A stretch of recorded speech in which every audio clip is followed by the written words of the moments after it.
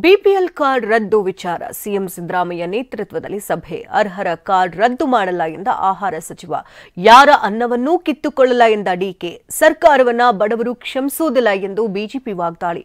ಈ ಸುದ್ದಿಗಳನ್ನು ನೋಡೋಣ. ಬಿಪಿಎಲ್ ಸಮರ ನ್ಯೂಸ್ ಟಾಪ್ 9ನಲ್ಲಿ.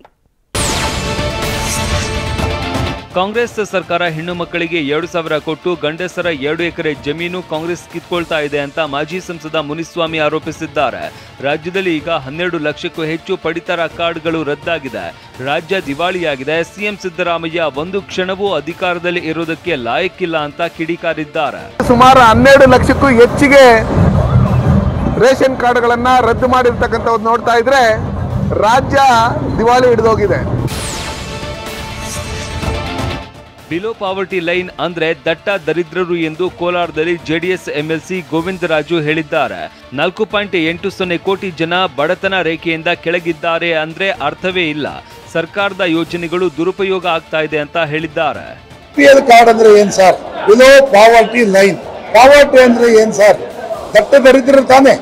ಅಂದ್ರೆ ಯಾರು ಕಷ್ಟದಲ್ಲಿ ದರಿದ್ರರು ದಟ್ಟ ದರಿದ್ರರು ಅಂದ್ರೆ ಪಾವರ್ಟಿ ಲೈನ್ ಗಿಂತಲೂ ಕೆಳಗಿರೋ ಅಲ್ಲ ಸರ್. ನಾನು ಹೇಳ್ತಾರೆ ದರಿದ್ರರು ಅಂದ್ರೆ ನಾವು ಒಂದು ಕಾಲದಲ್ಲಿ ದರಿದ್ರರೇ ಸರ್. ಬಿಲೋ ಪಾವರ್ಟಿ ಲೈನ್ ನಮ್ಮ ಕರ್ನಾಟಕದಲ್ಲಿ ಅರ್ಥನೇ ಇಲ್ಲ.